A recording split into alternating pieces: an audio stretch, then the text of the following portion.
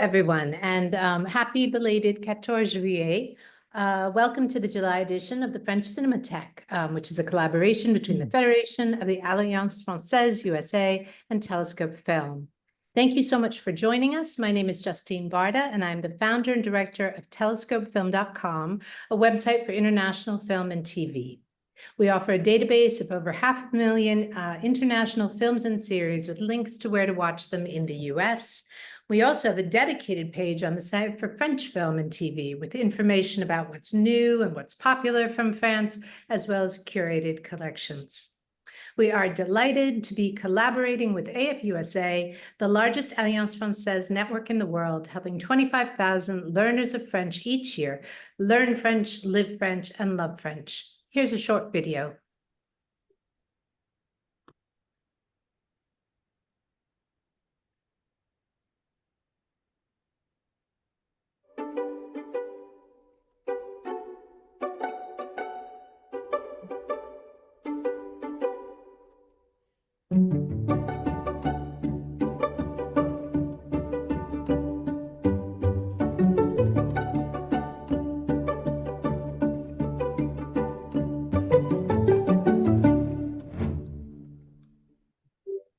I will put links to more information about both AFUSA and Telescope Film in the chat in just a moment. But for now, the French Cinémathèque takes place the fourth Monday of every month. So next month, we will meet on Monday, August 25th. We'll be talking about the film Last Summer, directed by Catherine Breillat and starring Léa Drucker, Olivier Rabourdin, and Samuel Kircher. I actually think it is a great film to watch after this one, not just for how it differs in its focus on female desire, but also for what the two films have in common in the questions that they raise about desire, danger, risk, and trust. So our film, of course, for today is Stranger by the Lake, directed by Alain Guiraudie. Before we get started, just a couple of brief housekeeping notes. Please keep yourself muted when you're not speaking and stay on speaker view. To ask a question, please raise your hand using the Zoom feature at the bottom of your screen. It's in the reaction section, or feel free to put your question in the chat. If there are technical issues, you may want to leave the Zoom and then sign back in after a couple of minutes using the original Zoom link. This event is being recorded for our YouTube channels, and the total runtime is 1 hour. And with that, I'm going to introduce our facilitator, who is also the Chief Film Critic for Variety, Peter Debruge. Take it away, Peter. Thank you so much, Justine. Welcome back, everybody. I've missed you these last couple months. Sorry for missing last month's session. This is a pretty unique film, I think, for us because it's maybe a little racier than some people are used to, but I also think it's got a really rich, lots of ideas and thoughts for us to unpack. I discovered Alain Guiraudie with this film. It was his sixth film, and his movies had really been kind of constrained to France and to the festival circuit. This movie premiered, I believe, it was in 2011 at the 2013 at the Cannes Film Festival, and there it was really one of the standouts that year.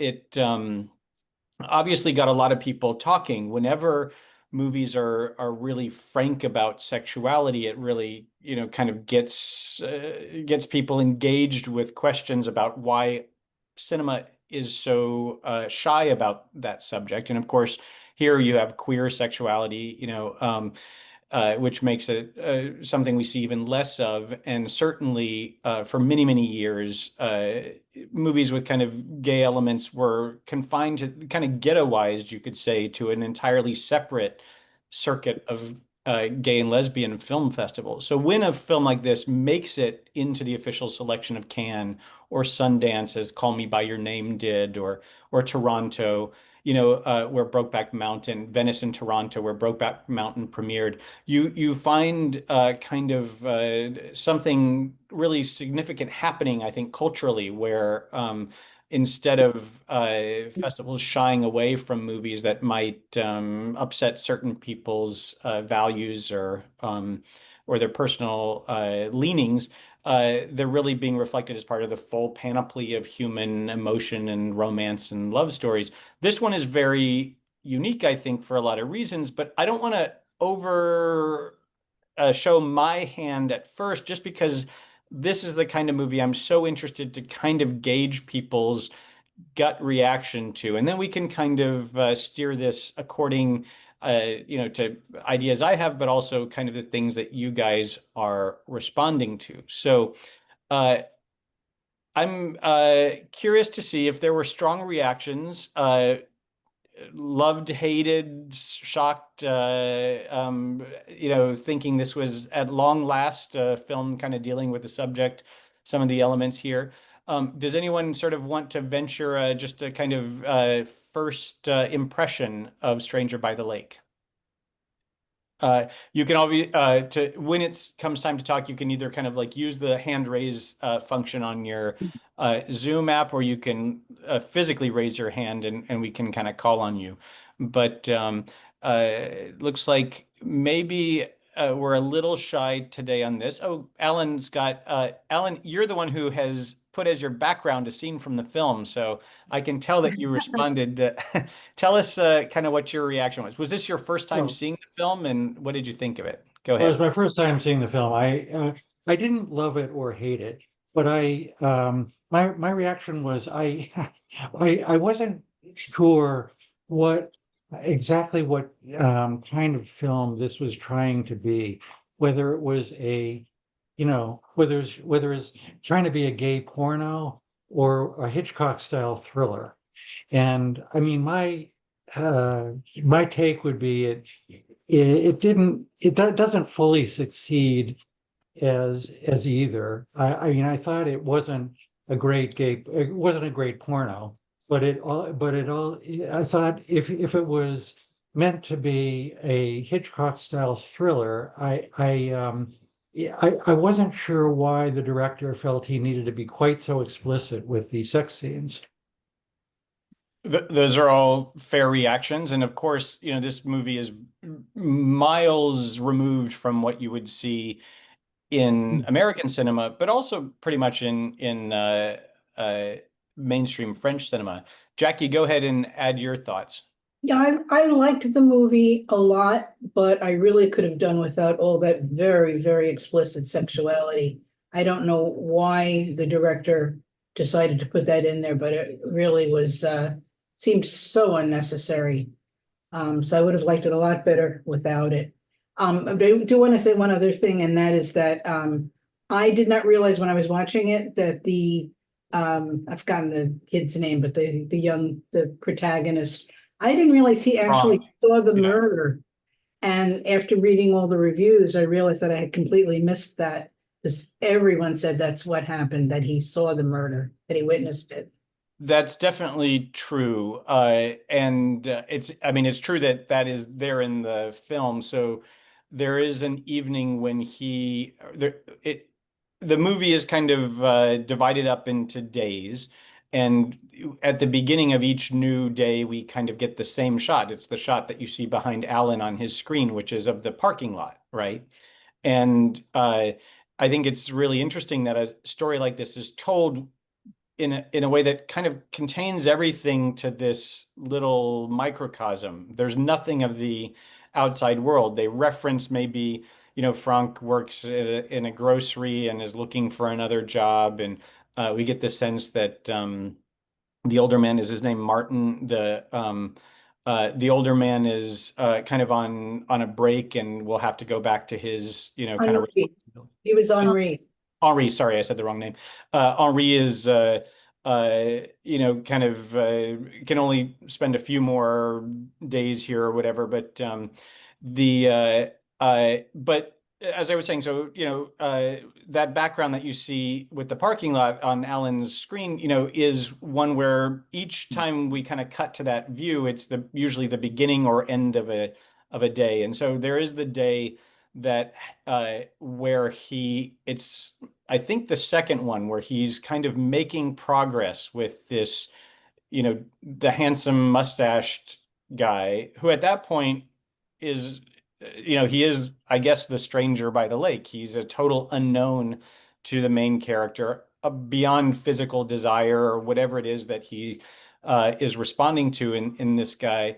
And as he's kind of chatting with him on the beach, the guy's partner, whatever it is, is it a boyfriend? Is it a tryst? Kind of comes up, interrupts them in a jealous way, and they walk off into the woods. And at the end of that evening, you're kind of seeing the scene from Frank's point of view. And the scene is the one where what begins as horseplay or wrestling in the water, between two figures. You can't really tell who those figures are from a distance. Even on an enormous screen, it's kind of hard, but you will follow that scene in kind of a single shot as the one person walks out of the water, and that one person is the guy that Frank has been kind of interested in. So there are a couple clues where I think it cuts back to Frank's expression, and you could almost say the core mystery of this whole movie is not, we know the murderer, we know, we don't necessarily know the motive, but the real mystery, I think, is why would a man who witnesses a murder find himself attracted to that same killer? And we can maybe kind of offer some theories, but I'm going to stop talking for now and hear a couple more. Jackie, did you want to say anything more, or No, I'm okay. done. Thank you. Let's hear from Jeanette. Go ahead. Okay. Yes. Just to back up a little bit, I agree, at least from my point of view, that there were some sex scenes that seemed kind of gratuitous in the film. But what really bothered me was exactly what you just said, what you just articulated. I mean, I was with Frank up until that point, but then that point where he just stands there and watches Michelle drown this other swimmer and does nothing and says nothing later, it just, it turned me off. And that was before they had sex, before they'd really connected beyond, I think, an exchange of glances. They've had that conversation on the beach that morning, the one that I was referencing, but that's about as far as it goes. It's kind of an introductory flirtatious exchange, but there's nothing physical at that point. Yeah. There's nothing substantial said between them either that would perhaps explain his actions. So to follow up on another point that you made, l'inconnu du lac, for me, it shifts from being Michelle to being Franck, and even Henri. Franck, because we don't know why he does this, why he reacts the way he does, and we don't understand it.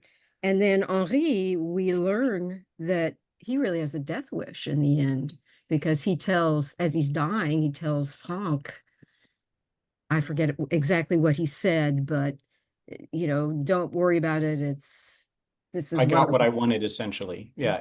Basically. So in a way, all of the characters are l'inconnu du lac, including those that we just see and that we never really learn much about. I think those were the 2 points I wanted to make. Well, I think that, that's a really fair, or really, kind of great way of reading it. Of course, this entire movie takes place in a setting I can't think of another film, certainly not one that is entirely focused on a gay cruising space. But even then, cruising is something that we so seldom see in movies, and it's not an exclusively gay thing, although it's something where the fact that gay men do it is something that society doesn't always know how to handle, because it often happens in public spaces and in public restrooms and parks. There's famously a part of Central Park in New York called the Rambles, where men go to cruise, and cruising can be would the word innocent be right, in the sense of like you're meeting a stranger? This movie seems to be taking place in the past, but I don't think know exactly what year. The cars are all of a certain vintage. There are no phones. There are clues that, this is probably the 90s, I would guess, late 80s, 90s. They're definitely talking about AIDS, and so it's not so far back that it's pre that. This is something where they're all hyper aware of AIDS, and I think we should come back to that subject. But if you think about kind of a time period that's less accepting of homosexuality in general, and where gay marriage is not permitted or encouraged, and so instead you have people seeking connection in whatever kind of place they can. Illicit in the case of cruising spaces, where it might be permitted, it might be illegal. It seems like here it's probably not legal, but it's kind of overlooked until the murder happens and the death happens and the cops show up. The cops are not busting people for being sexual, and they're people having sex in public, which obviously is not legal, but there are a lot of places where there's kind of a blind eye put to this. But I'm thinking, how many of you know Dressed to Kill, the Brian De Palma movie? There's a really great plan séquence in that film where Angie Dickinson goes to the Museum of Modern Art, and it's a cruising scene. By which I mean two strangers are kind of making eyes at one another and doing kind of a dance. It's a attraction, there's an element of danger because you don't know who the other person is. And, De Palma is playing with that here because it's been a long time since I've seen this, but I used to teach that sequence in film school for a few reasons. The main one being that with cruising in that sequence and in general, it's often done without words. So how can you convey everything you need to between two characters, through looks, through hesitations, through the kind of, approach and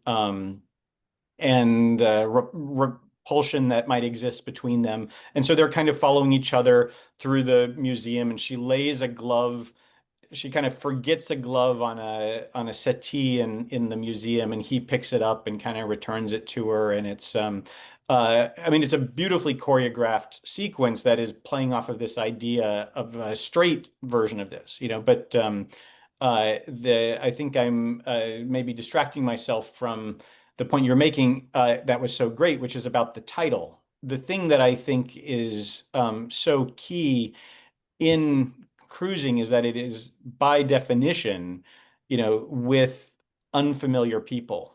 And this movie, I think a huge aspect of its tension, of its drama, is the idea that nobody knows who they're dealing with. And so who are they attracted to? Why? There are conversations that exist, between Henri and Michel, where Henri and Franck, where they can kind of actually talk through some of these things. Henri makes a kind of self-deprecating comment of like, you're probably here to have sex and not with me, right? It's like implying I'm older and fatter and, not the, he doesn't have any illusions about like, that's not the reason that Franck came over, was not to, go off in the bushes with him. But, that is also a dynamic that clearly Franck wants in his life. And who knows, he's openly gay, that's established, right? Like he's kind of surprised when that's questioned. He's gay in his life and not in the closet, but he doesn't seem to have a partner in the world outside of this kind of space. And so he's coming there looking for connections, and he's looking for different kinds of connections because he gets something from Henri that is different from the kind of sexual thing that he is pursuing from Michel. And then behind it all is this desire on his part to have something that he can take back home from this place, to be able to spend the night with someone. And there's kind of a question, I think, underlying everything of like, would you rather bring home the guy who you have a kind of lustful attraction to at the beginning of a relationship, or someone more substantial? And, these are all kind of, I think, I don't think it's overstating it to say philosophical questions that are lying a movie that's very much kind of a thriller on the surface. So, Matt, let's hear from you. I just to address some of the points that were brought up earlier about what kind of film it is, and also how does Franck, like, why does he pursue this man after seeing the murder? I see this as a fantasy more so than porn, or as a thriller in a libidinous fantasy. And my reading of it's sort of psychoanalytic because my mind goes there, but also because it's the only way I could negotiate what all is going on there. And that this lake is a fantasy setting. It is not the real world. They talk about the real world. Henri and Franck develop a relationship where they meet for dinner outside in the real world, but we never see it. We're sort of totally confined to this place where sex is everywhere and eventually violence is everywhere. And so I sort of saw Franck's relationship with Henri as being, okay, this is kind of the ego, the reality principle. This is dealing with the real world because they talk about meeting in the real world. Whereas his relationship with Michel is this pure libidinous one. It's all sex and violence. And then, although you mentioned the cops earlier, the inspector is like one of the only other people that Franck deals with. And so he's kind of a superego, right? He's the law. He's questioning how Franck is, I don't know, behaving in this fantasy setting of the lake. So that was and once Henri is dead, the ego is killed, and once the inspector is killed, the law, the superego, what's left but his relationship. That was my way of explaining, like, why by the end of it, after he is hiding, the last couple of things that Franck says is he's calling out to Henri. Like, he's the only thing that's left is this id, pure sexual id. So I don't know. That's where my mind went. Like I said, it's the only way I can kind of make sense or try to make sense of what's going on. There are a lot of ways that ending is very upsetting because, it's one thing when he sees the one murder. Like, I tend to read this as you do. I think in many ways the movie is more realistic than your average movie. Certainly the frankness of the sex is a clue. Also, I think the diversity of body types is another one where it's like this movie is trying to be more reflective of the real world than most films would be. But I don't think that means it's necessarily literal. And so the thought I'll leave you with before going on to more comments is, it's interesting, like when he's watching that drowning, I think of it as, if you are a mature person, by which I mean an adult, like you have relationship history and you're interested in someone who also has relationship history, that person almost necessarily will have broken hearts, kind of disappointed people, have left a trail of, unsuccessful relationships in their wake. If you did not marry your high school sweetheart, or like, but in a case like this, and in a way, I think it's fascinating to consider in a less literal way, like not so much that he's killing this guy, but in order to free himself up to be available to the next person, he has to, dégage. He has to get rid of the former lover, and to witness that happening is kind of like, would you still go through a relationship that probably will not be the one that carries you to your grave, if you knew how this guy treats, how he dumps people? And that's something I think that's a valid question. I think a lot of us kind of like, let's say you're engaged in an affair, the person you're in a relationship with necessarily is going to have to break something off with the relationship they had before. And if you're, that's a little bit what's kind of happening here, the dynamic that's happening here, right? And so it's like when you can learn a lot from the way they break things off with the other person, or the way that they're open to cheating in terms of what your own fate or future might be in that relationship. So that's one of the ideas that the movie kind of got me thinking about. Jocelyn, go ahead. I want to come back. I don't want to leave the point that you just made, but I want to wrap it in. I want to come back to some of what I heard early on, which was the question of it was the sex gratuitous? Was it necessary? And like everyone else, this is not the type of film I'm used to seeing. And so my Iowa husband was choked to no words. And, and I kept saying to him, no, it's not really so much about what we're seeing as what we're being asked to feel, how we're being asked to be thrown up against what we know to be true or not, or what we don't even know.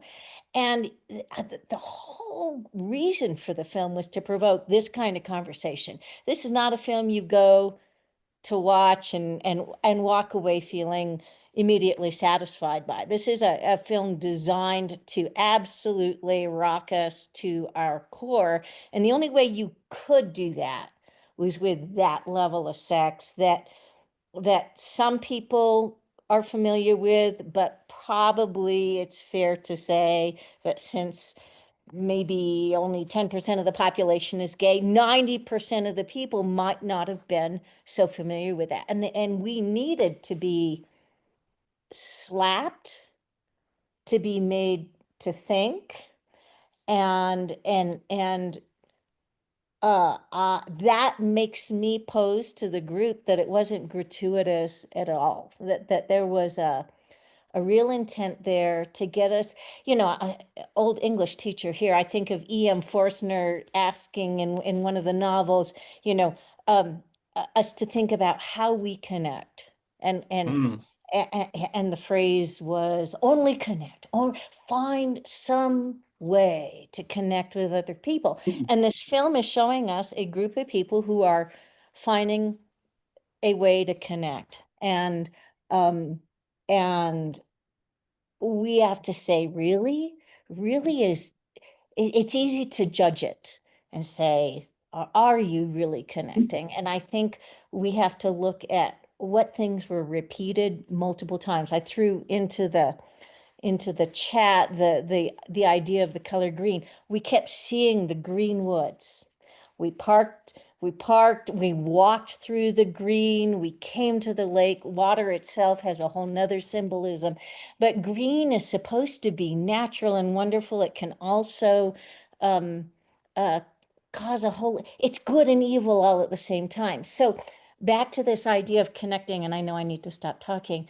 What were they looking for? So many times we heard, kiss me, kiss me. And that repetition usually doesn't happen from an artist without purpose. The repeating of the green, the repeating of the water, the conversations about why are you here? What are you looking for? What matters? We're supposed to think deeply about that and not come away with answers, but to keep questioning. Okay. Well, I think you're onto a lot of really valid, salient things there. I met Alain Guiraudie when he was here in town promoting Los Angeles. He was promoting his new film, Misericordia, which I think is the film that's maybe closest to this one. It has kind of a thriller, Hitchcock elements, psychosexual kind of Patricia Highsmith, dynamics. And you're often asking yourself why the characters are behaving the way they are when it might be heightening the danger to themselves and things like that. There are also queer elements to that. But so in some ways, in moderating a Q&A with him at the New Art Theater for that movie, I was kind of getting to ask questions underneath about this movie, which is really my favorite of his, and one thing that was clear to me is he's thinking about all of these themes, but he's not someone who's didactic. And so when we read something like the id, the ego, and the superego, I think he would really invite that, but he may not have built it to be rigidly, kind of symbolical in that way. And the same thing with, it's clear that there are these different spaces. What you're reading as colors, I think, is also related to the idea of like the lake is one place, the beaches are another. Think about the beaches where you're totally exposed, maybe fully exposed, you're naked, so it's like we as Americans, certainly we all know this. We respond differently to nudity than Europeans, like in a space like this, whether or not the sex is happening, certainly the nudity is allowed. There are places that are, kind of naked friendly, and FKK in German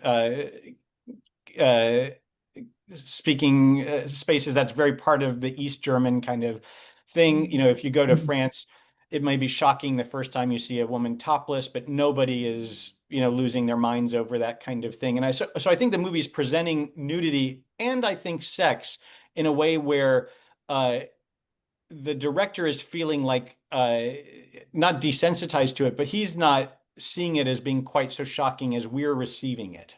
And to me, the analogy might be to Guillermo del Toro. I think of the films of Guillermo del Toro, not in terms of sex, but in terms of the blood and the violence. Whenever I watch a film of his, I quite like him as a filmmaker. He's the director of things like Nightmare Alley and Pan's Labyrinth, and even the recent Pinocchio animated movie. These movies, when violence comes, it's incredibly gory. In Nightmare Alley, there's a scene where they smash someone's head and they keep smashing it, and then we have to see it afterwards. And to me, this is too much, right? But to Guillermo del Toro, he's aware that there's a kind of shock to it, but I don't think he's aware of just how startling it is to most people. And that's the way I read the sex here. I think it's important to Guy Rodin to depict something that is part of the reality and of life that other movies don't look at. But I think he might be, it's not that he might be, there's no question that he's radically underestimating how triggering or how upsetting or how shocking that will be to most people. And so that may be part of his point, to sort of force us to confront that. But I'm not sure if it's having the effect that he expects really with anyone, even with festival audiences and critics who are maybe more, have been exposed to more of that and maybe a little less upset. But, and the degree to which it's kind of like such a drastic needle scratch by which I mean, like, it disrupts the way you're taking in the movie, might be a kind of error of judgment on his part. It's also something that marks the film, though. And who knows, I think it's, last thing I'll say on this for now is like, I think we live in a world in which people of my generation and certainly younger are so exposed to pornography at all times. It's like you can't avoid it. It finds you. If that's the world we kind of live in now, where like, sexuality is kind of in our faces, why are we so prudish or prurient or, kind of so reticent to sort of encounter that in art? And so I think that is maybe based on interviews with him I've read in the conversation we had, there's some kind of explicit elements to his more recent film Misericordia as well. It seems like he's just trying to say like, hey, this is part of the world we live in, and I want to include that. Alan, go ahead. Yes, there are 2 points I wanted to make. First, I thought the film was very successful at creating a sense of dread really throughout the film, and conveying that sense of dread. You have the isolation of this one location. You never leave this one location. In this location, you've got people, walking all around in all directions that you look, and you don't really know who they are or what their motivations are. He has the effect of the wind in the trees that you see several times, where you just see that, and I thought it very capably created this atmosphere of dread that he was trying to create. That's just kind of a side point. To kind of come back. Let me interject something. I want to come back to you, Alan, but like there's one scene in particular, rewatching it, where that dread was suffocating to me, and it's when he's swimming with Michelle, and you realize he's in exactly the same position that he had observed someone, and he's playing this game all along with Michel of, did he, is he going to let the guy know that he knows what happened, or is he going to kind of be coy? And that, in that moment, even though I knew kind of that he would survive the film, I found it so, so tense. But back to you. It sounded like you had another point you wanted to make. Yeah. Yeah. To me, the most interesting thing that in this film was how it plays on an idea. This is actually along the same lines as a point that Matt Bennett made a little while ago. I've always found it. You froze for a second. Repeat your line. Sorry. Yeah, something that I found quite interesting is how the film brings out the fact that with sex, normally in most aspects of life and with most people, we avoid danger. We look around for danger, we avoid risk. We're kind of trained to do that. But when you in a sexual context, it's probably not true necessarily for everybody, but I think it is for a lot of people. You kind of you know that something is dangerous, but you kind of put that aside and you are willing to do it anyway.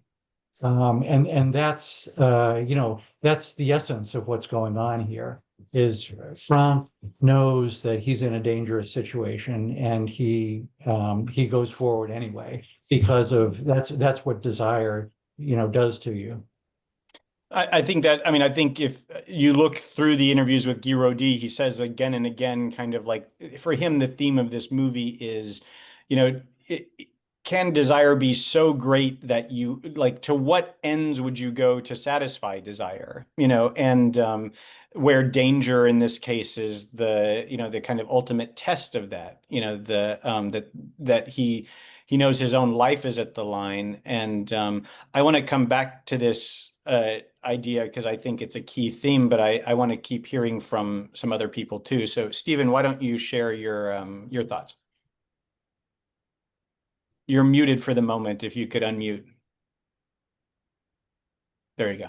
First of all, I think the sex in the movie was not gratuitous.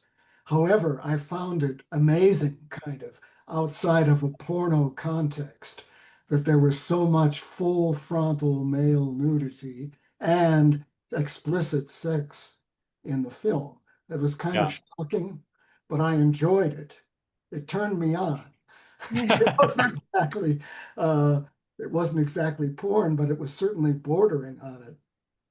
Yeah, one of the key distinctions with porn, I think, is its intention to excite. And I think here there could be that element. I think you're right that it's very erotic, but it's not necessarily the function of the sexual material in here. It's not to sort of like trigger the raincoat brigade at the theater so much, but it recognizes that sex is sexy. Go ahead. Right. Another point, the title in French, L'inconnu du lac, that could mean just the unknown quality of the lake, not necessarily a person, the unknown of the lake. That might have been a better English translation of it, a better title.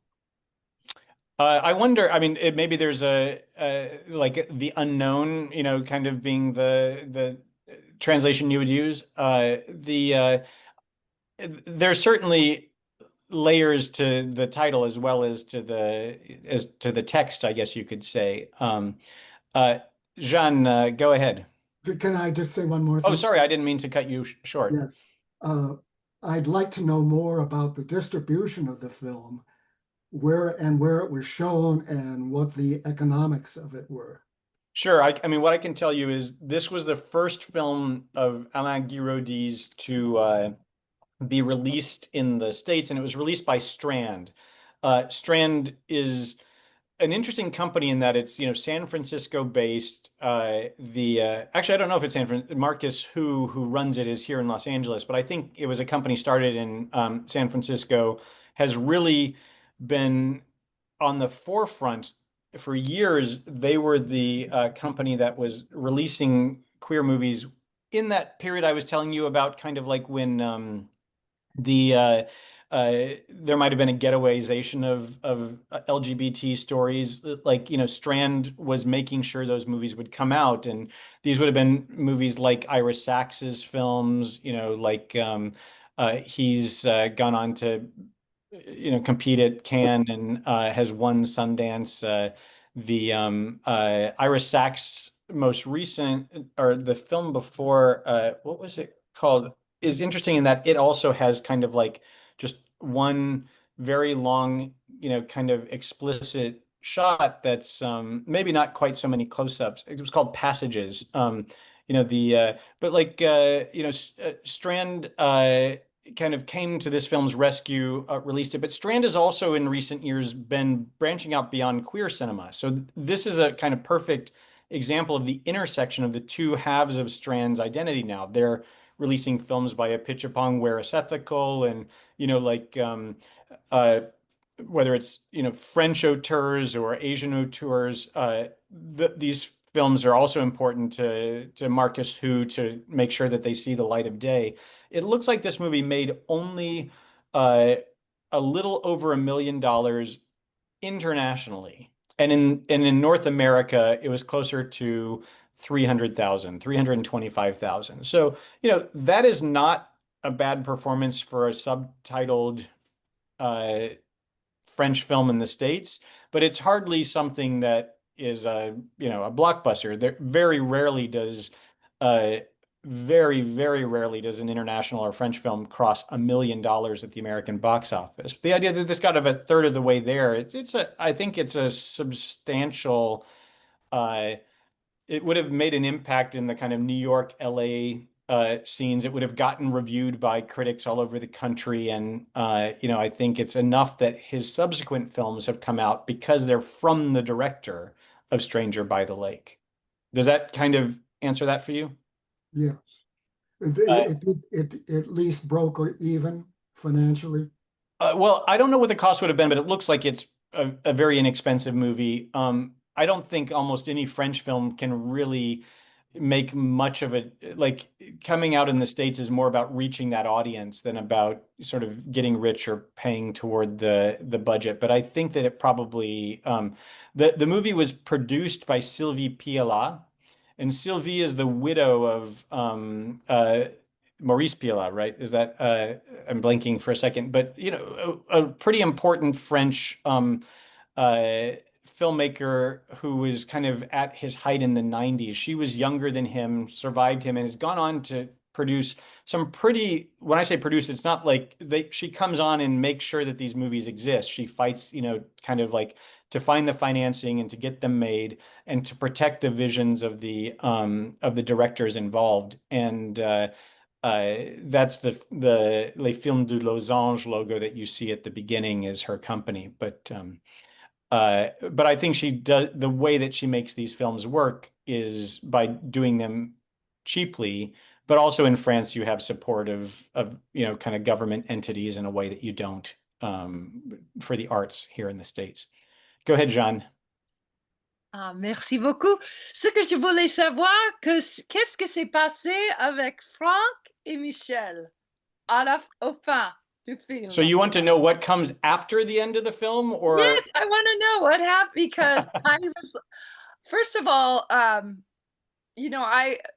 like a lot of you have said, I mean, I was a little shocked, but in retrospect, I watched it yesterday. I was thinking about how Franck falls in love almost immediately after he's had sex with Michel the first time. And he tells Henri, je suis tombée amoureuse avec lui. I thought that was so sweet. And it was so, the culture of the cruising and how it's so, and even the detective talks about that. How could your people, somebody's has died, and you're just carrying on. And the other thing I was thinking about is that it was the pleasure and pain that was like, the sex was just like outrageous, like amazing. These two men, especially the one at night with the sun, and I mean, I was like, wow. Of course, out off the charts pleasure here. And then the pain of not having that connection with him, which he wanted, and the fact that he did not turn him in when he had the chance with the detective the first time, and he overheard it. It was like he was testing him. And that, I mean, I get so scared, and the Hitchcock element, like, okay, he's gonna come out and get him now. And he's like, oh, I can see that you really love me, because he lied to the detective. But I thought one of the I saw Misericordia first. I saw that because the guy from the New Yorker magazine said it was one of his top 3 films. So I saw that like a week or so ago, and I told a friend of mine, you got to watch this. And then when you watch it, call me. We got to get together and talk, because that was shocking. So having seen that first, and I didn't even realize it was the same director until you put the link up. Where was I going to go with all that? Okay, the ending, the darkness.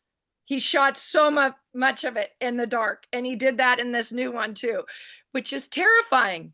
And all you're catching is, you're like, is he coming? And you're getting one glimpse of light. Oh, who is that? And then in the dark, he's calling out for his Michel, and I was like, okay, is Michel gone off and killed himself, or is he hiding behind his car? And when he goes there, he's going to take him out. I mean, what's going to happen? We don't know. I mean, I think we can safely assume nothing good, because we've seen him kill 3 people at this point, right? He's killed his ex-lover, he's killed Henri, and the cop, and the cop in the most kind of brutal way. So at this point, when he's kind of calling out to Franck, it seems to be just to lure him out and potentially kill him too. Who knows what we're dealing with here? It seems to be some kind of sociopath. Again, like, this could be related to the thing I was kind of floating earlier about, we don't kind of know that everything about the partners that when we meet them. It's kind of the thing about falling in love, no matter what, unless you're falling in love with your best friend who you like, or a coworker you've been around for 3 years or something like this. In most cases, you fall in love with kind of like the mask that they have put forward to you, and you project everything else about the person into your fantasy. And I think that's, something that's probably happening here. And related to that is, there are clues that the fantasy is not correct. It's clear that Franck does not have a death wish. It's like that's not why he's drawn. That would be Henri's thing, apparently. But like and yet he's capable of kind of rationalizing or denying what is self-evident, that this guy is dangerous. I want to introduce what for me is the interpretation I had when I first saw the film, given things that are spoken about and the time period. But I think that the movie is, for me, it kind of works as an allegory about the AIDS epidemic and how that kind of really shocked, disrupted, and tragically wiped out so much of, the queer generation of around the time period that we're seeing here. And, it's discussed in the film. There's the partner who takes him to the bushes and who won't have sex when Franck is willing to essentially expose himself, when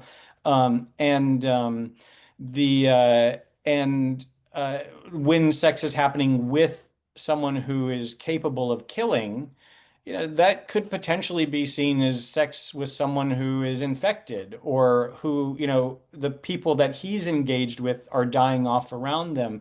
And to me, there's something, there's a kind of desire, danger, kind of push-pull that exists within, queer life. It's changed in the last few years because of, certain medications where you can basically protect yourself, like whether it's PrEP or you know, where men can protect themselves from catching HIV, you know, when having unprotected sex. But like, you know, here I think we're seeing something where the sex itself is dangerous, and you know, the kind of the pairings. And so to me, this is another level of potential interpretation.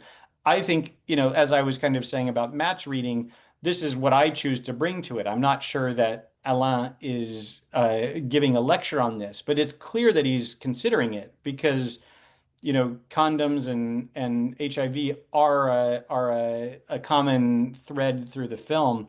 And there's something that come up multiple times. Like Jocelyn pointed out on something else, the repetition that Franck makes of wanting to be kissed. I would read that as, you know, he's the one who's saying that. No one else is asking to be kissed that I can remember. It's like, it's clear that that's making sure that we understand what he wants from these encounters is more than just the orgasm, more than just the physical connection, but it needs to be something a little more romantic, I think. I don't know if romantic is exact. That's my interpretation of it. He wants something a little more intimate, or a little more less anonymous, less casual, and the kiss for him seems to be that. In probably the gay and straight worlds, I think it's true of in sex work, you know, sometimes a kiss can be more intimate than sex can be. You know, it's like that might be the thing you reserve rather than sharing. And so like there, it's like he's asking a lot of these partners who seem to be willing to penetrate or be penetrated, but maybe not to kiss on the lips, you know. Let's see, does anyone want to play off of what I've said there? There's some interesting kind of thoughts coming up in the chat. Go ahead, Jeanne. Talk a little bit more about Henri, because I just thought that was so sweet, their relationship. And when he lures Michel into the, you know, he gives him that backward glance, like, you know, here I'm taking a little walk in the woods. And I thought he was gonna kill Michel. I thought, okay, this guy's big, he's a logger, he's gonna so he and Franck could be together. Or at least to protect Franck or something, because Yes. he clearly feels a kind of love or something for Franck. Yeah. Yes. And so I was like, wait, I didn't think he had a death wish. I was like, and then I thought, well, wait a minute, what did he get? What he wanted? Did he have sex with Michel? And then Michel killed him. I didn't know what. I was like, oh no, that wasn't supposed to happen. It is interesting how Guy Rodin is very explicit about showing some things and then very ambiguous about others. And certainly I think part of it is he wants to preserve the shock of the throat being slit, you know, and that if you see it kind of leading up to, but you know, it's not clear when they're in the bushes, are they having some kind of sex? Are they, you know, are they fighting? And I think, you know, I think he wants that ambiguity, because if they're having some kind of sex, no doubt Franck is jealous, right? And instead, it turns out there's been this kind of thing that it seems like maybe Henri is sacrificing himself in some way to protect Franck. I'm not entirely sure how that would be. Certainly, if another corpse shows up on this beach, it's going to be hard to sort of, you know, to explain that to the police. I think, you know, there's that element. But any other interpretations? The ending is where most of the ambiguity lies, I think. Do other people have readings of kind of what's happening there? Go ahead, Jeanette. Sorry, I wasn't actually volunteering to answer your last question, but That's okay. to make a quick comment, the other thing that ambiguity of the kind of encounter between Henri and Michel, Michel, yeah. I think accomplishes is that it also shows how for Michel, eroticism and death seem to go together. So we see him, the horseplay, as the term that I believe that you used to talk about when he's they're dunking each other in the lake. Right. Where he actually kills his former partner. And then this scene as well, when you can't really tell what they're doing in the bushes there. So it seems as if for him, maybe there's it adds more intensity somehow. But there's a melding of eroticism and death, the desire to kill.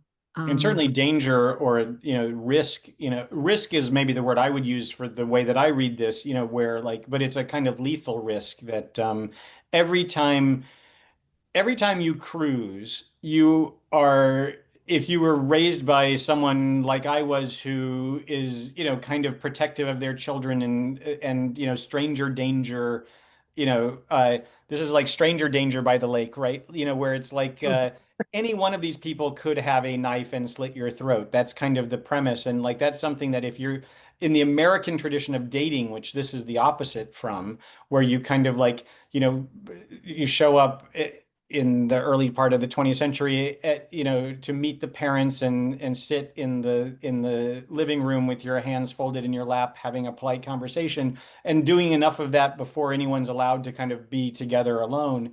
That's the opposite from here, where any of these people could be a psycho killer. And it seems like the one who looks like Tom Selleck here is perhaps exactly that. Did you want to say something else, or I'll call on Stephen? No, that was it. Okay, go ahead, Stephen. You're muted though. Yeah. Yes, I agree with Peter about the ending. It's not going to be good. Probably he gets killed, but we don't know that. But I don't see any good ending coming out of it.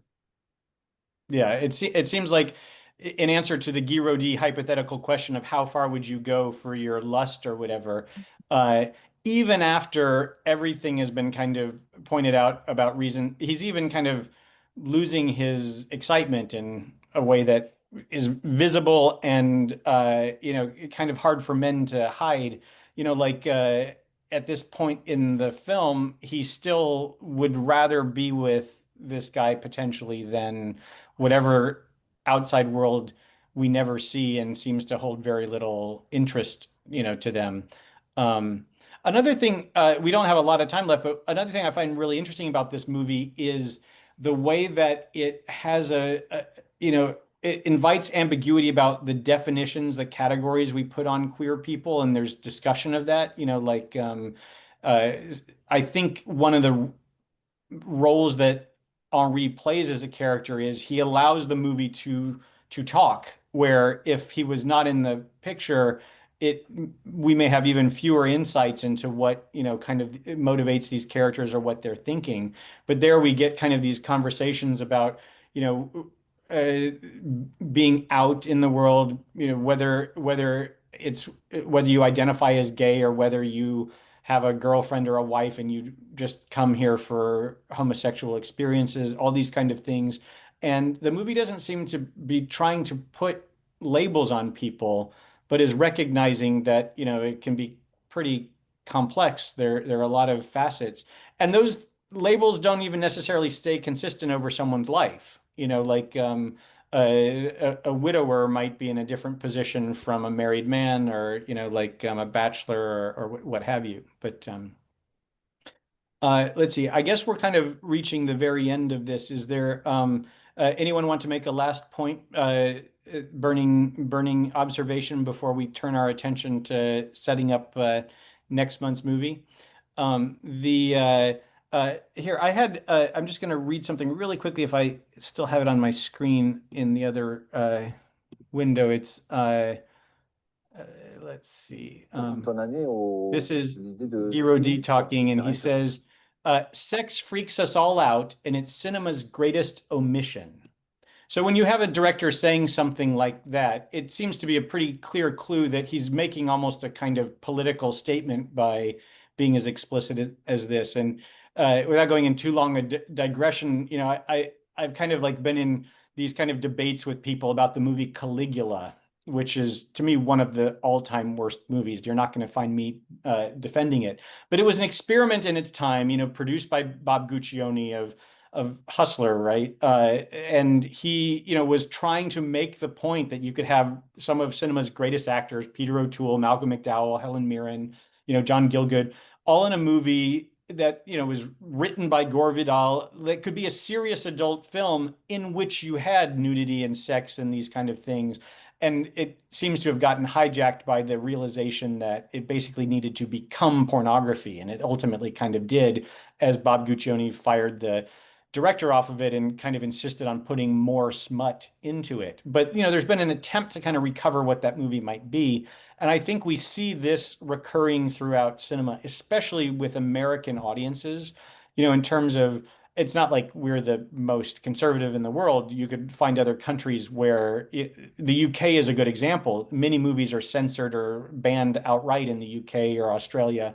Pasolini's film Salò, for instance, took forever to ever kind of like be seen properly in the UK. But like you see this kind of thing where directors are recognizing that there's a kind of thing that's being withheld or not shared that is such a huge part of life. And this seems to be maybe the statement that Guiraudie is making that becomes a bit of a distraction, alongside the thriller here. But okay, so next week we'll have kind of a sexy summer, a sexy summer fling, in a different direction, a heterosexual one, with the movie Last Summer. So we invite you to watch Catherine Breillat, who herself has kind of really directed her entire career at this kind of exploration of, looking at sexuality as a valid dimension of life to explore and kind of challenging audiences' expectations. I think we'll have a lot to talk about with that movie. It's far less explicit, but equally rich, and I look forward to next month's conversation. All right. Thank you. Let's see, making sure I turned off my mic. Thank you, everyone. And a special thanks, as always, to Upi Struzak and Renee Ketchum with the Alliance Française. And thank you to everyone who joined us today for such a terrific conversation about Stranger by the Lake. I have put a link to Last Summer in the chat, and we will see you back here next month on August 25th. Thank you so much. Great. Thank you all.